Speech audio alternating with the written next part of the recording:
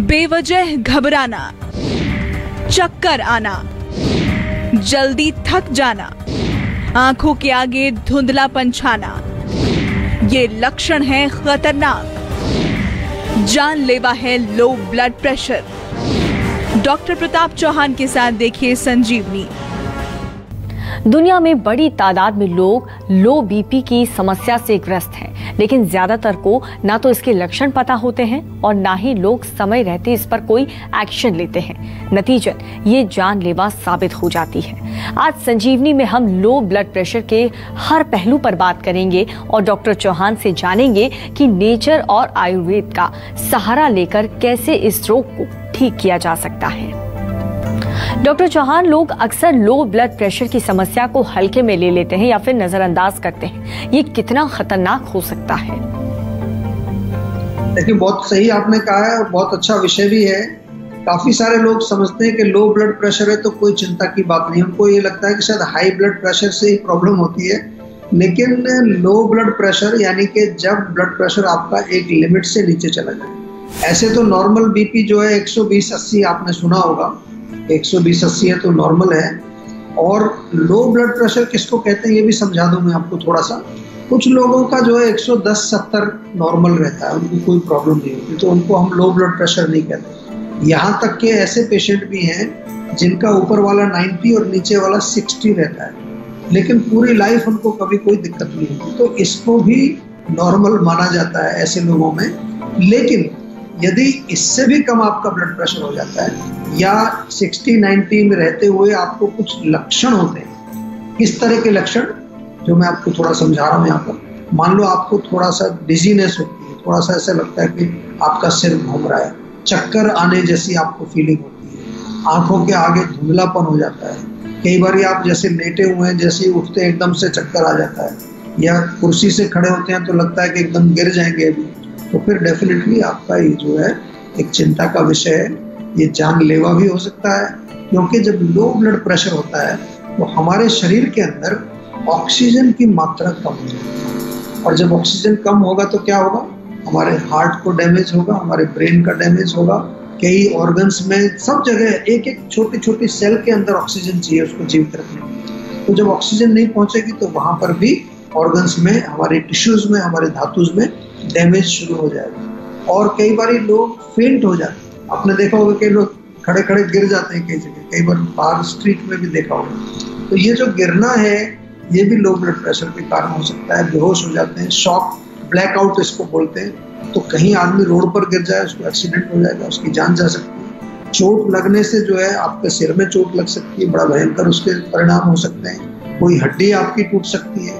तो ये तो बहुत ज्यादा खतरनाक प्रॉब्लम है, इसको लाइटली नहीं लेना है। और इसके अलावा थकान होना, या बिल्कुल जो है ऐसा लगता है पूरे दिन नींद आती रहती है, अटेंशन किसी चीज में आपकी नहीं होती, कंसंट्रेशन नहीं होती, मेमोरी आपकी कमजोर होती जा रही है, तो ये तमाम अगर चीजें आपको दिख रही है तो then it is a very dangerous thing. You have to be very very careful.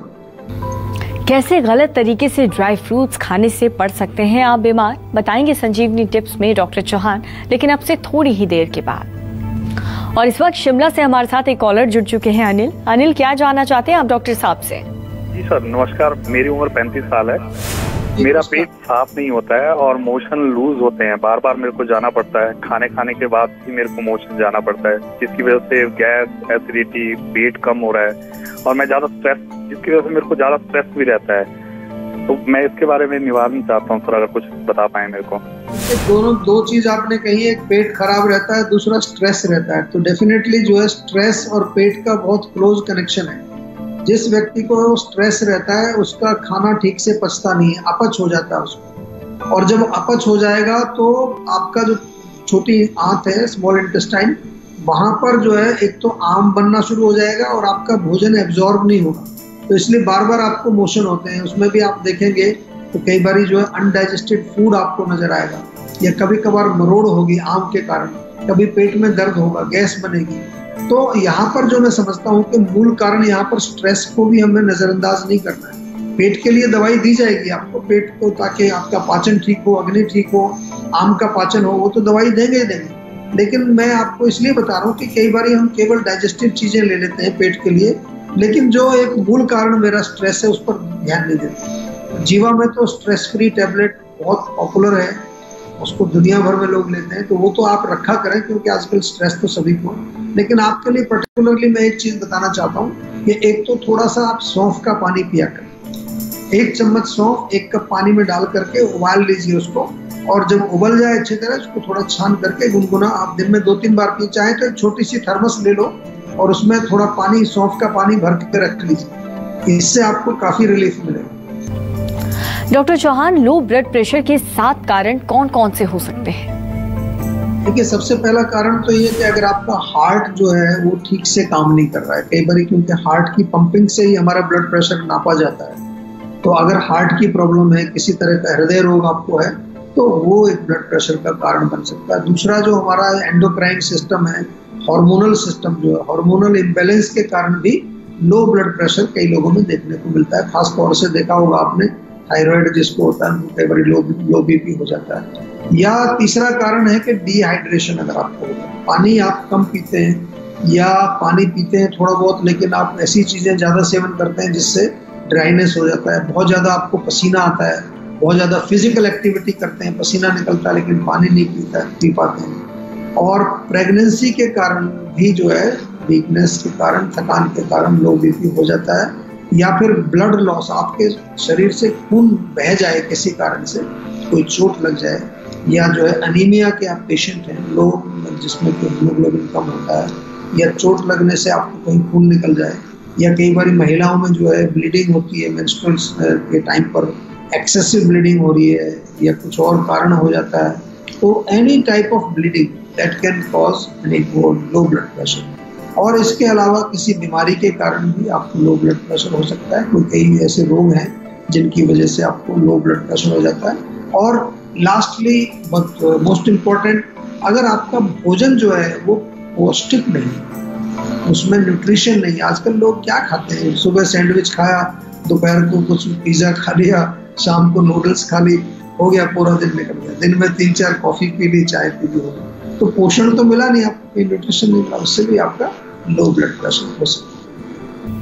Doctor Chauhan, low BP जिनको भी है उनको अपनी डाइट और लाइफस्टाइल में क्या बदलाव जरूर करने चाहिए?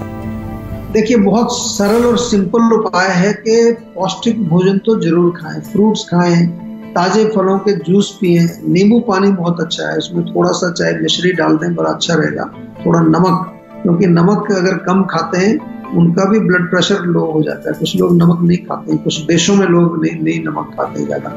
और नारियल पानी पी सकते हैं। इसके साथ जो है बहुत ज्यादा कभी लो ब्लड प्रेशर हो जाए तो थोड़ी सी कॉफी भी पी सकते हैं। कॉफी वैसे हम मना करते हैं, कॉफी चाय, लेकिन कभी इमरजेंसी में ऐसा पीना पड़े तो पी सकते हैं। और छोटे छोटे मील्स आप खाएं, ऐसा नहीं कि एक बार खाया फिर 6 घंटे बाद खाएं। हर 3-1 घंटे में थोड़ा थोड़ा कुछ खाएंगे तो उससे जो है बॉडी में एनर्जी आपको मिलती रहेगी। तो स्मॉल मील्स मोर फ्रीक्वेंटली, और अधिक देर तक भूखा नहीं रहना, और फास्टिंग नहीं करनी है। जो लोग व्रत कर लेते हैं ना, कई बार किसी चीज का, संडे का, मंडे का, ट्यूसडे का, जो भी व्रत करते हैं, या फिर कई लोग लंबी फास्टिंग करते हैं, इंटरमिटेंट फास्टिंग करते हैं, वो फिर उससे जो प्रॉब्लम आ जाती है, क्योंकि लो ब्लड प्रेशर उसके कारण भी हो सकता है। और लाइफस्टाइल में तो आपको सरल सी चीज है कि एक तो व्यायाम, बहुत ज्यादा हैवी एक्सरसाइज नहीं करना है, जिमिंग नहीं करनी ज्यादा, लघु व्यायाम करिए, योगासन करें, स्ट्रेचिंग करें, वॉकिंग कर सकते हैं। और बहुत ज्यादा जो है दौड़ वोड़ नहीं लगाना है, गर्मी में नहीं जाना, बहुत ज्यादा हीट,